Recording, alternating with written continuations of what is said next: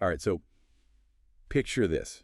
It's the middle of winter, you're miles from civilization, and in the dead of night, something makes you grab a knife Wow. and slash your way out of your tent. Really? Sound like a horror movie. Yeah, like, totally. Well, this is the very real and very chilling mystery of the Dyatlov Pass Incident. And what's so fascinating about this case, even decades after it happened, is that we're still trying to figure out what made those hikers do exactly that. It's like a real-life game of Clue, but way higher stakes. Okay, so let's set the scene for our listeners who maybe haven't heard of this case. Okay. It's February 1959.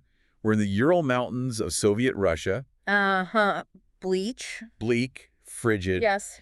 And a group of 9 experienced hikers, led by Igor Dyatlov, set up camp for the night. Yeah. Now, these aren't weekend warriors we're talking about here, right? These were not, these were seasoned hikers. Okay. From the Ural Polytechnical Institute.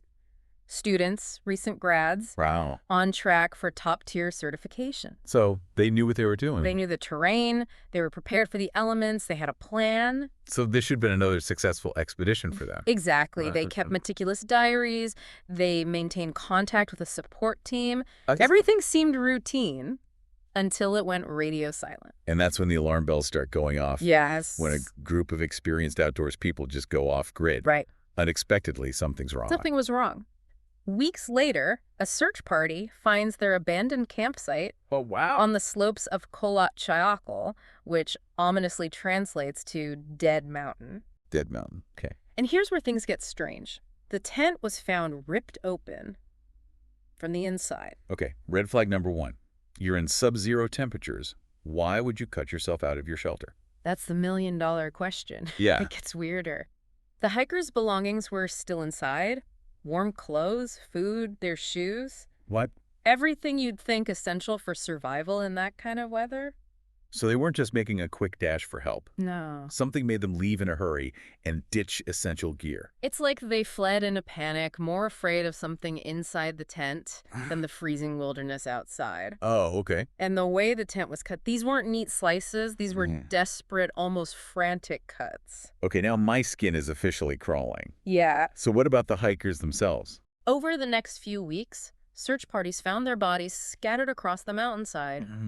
Some almost a mile from the tent. Wow. Some had succumbed to hypothermia, which, given the circumstances, you might expect, but others... Let me guess. They didn't die from the cold. Exactly. These hikers had bizarre injuries. Okay. We're talking about severe internal trauma. Internal? What do you mean? Like they'd been in a high-speed collision, but with no corresponding external injuries. So they're like crushed on the inside, but there's no like outward sign of what could have done it. Exactly. One hiker was even missing her tongue. All right, now that's just unsettling. Yeah. What could possibly cause that kind of damage without leaving a mark on the outside? It's like something out of the X-Files. It's no wonder this case has captured imaginations for decades. Yeah. It's like staring into the void of the unknown. So before we dive into the theories, and I bet we've got some doozies for this one. Oh, yeah. What was the official explanation at the time? Because clearly they just wandered off and got lost. Yeah. Doesn't really cut it here. Initially, investigators pointed to an avalanche. Okay. It seemed plausible on the surface. Right. But when you look at the specifics, it falls apart. Like what specifics? Give me the details. Well, first, the terrain wasn't steep enough to cause a significant avalanche. Shit. Second, the tent itself wasn't buried, and there was no sign of significant snowfall. Right. And most importantly, an avalanche doesn't explain those strange injuries. Yeah, so we're left with what? Something spooked them in the dead of night? Something that made them cut their way out of their shelter and flee into a freezing wasteland. Yeah. Some of them sustaining horrific injuries along the way. All right, I'm hooked. Yeah. Let's unpack these theories. And that's where things get really interesting. Okay. Because when you look at the theories about what did happen at Dyatlov Pass, you find everything from the scientifically plausible to the downright bizarre. All right, so hit me with your best shot. What are the most common explanations people have thrown around for this mystery? Well, let's start with the fact that some of the hikers' clothing had traces of radiation on it. Okay, now radiation immediately makes me think Cold War shenanigans. Right? Was there any thought that maybe they stumbled onto some kind of secret military testing ground? It's a popular theory for sure. Especially because this happened at a time of intense secrecy and paranoia. Right, the Cold War. Between the Soviet Union and the West. Mm-hmm. And some researchers believe it's possible that the hikers inadvertently wandered into a restricted area. Okay. And maybe things got out of hand. An altercation, a struggle. Yeah, maybe got a little too close for comfort. Yeah, and those responsible tried to cover it up, making it look like some kind of freak accident. Right.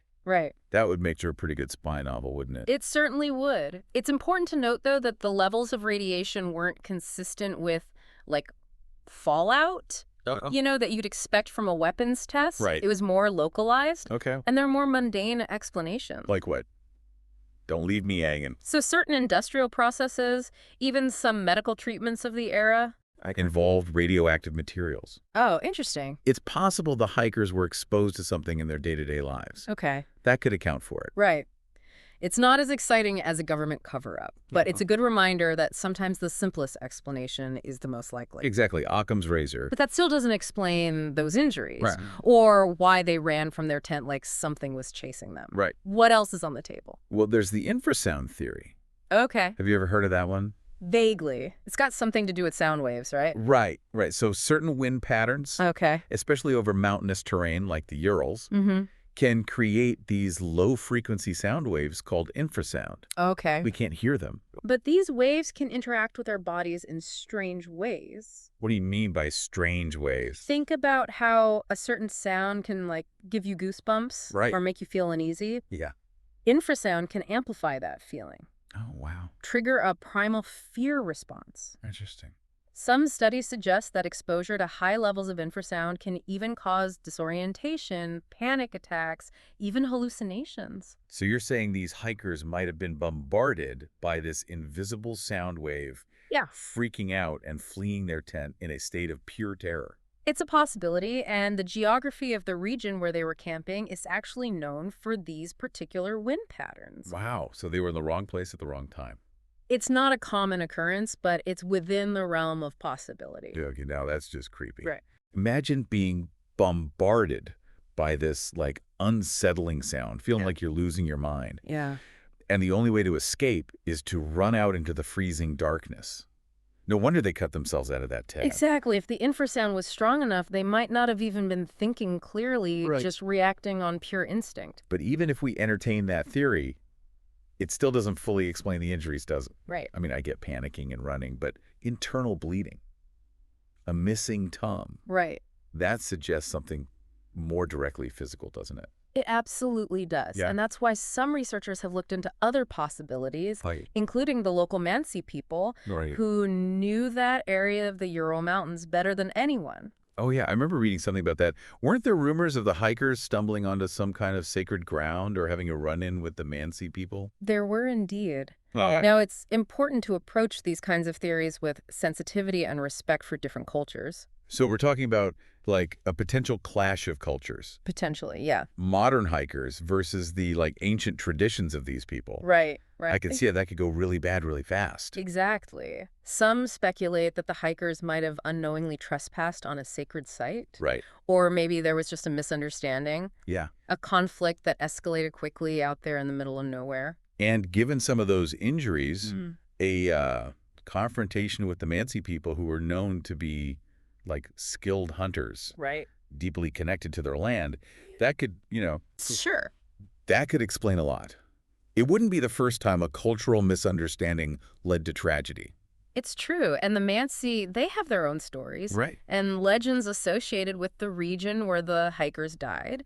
Okay. Some of those stories speak of powerful spirits, of places where... Wait, hold on. Yeah. Now we're going full supernatural.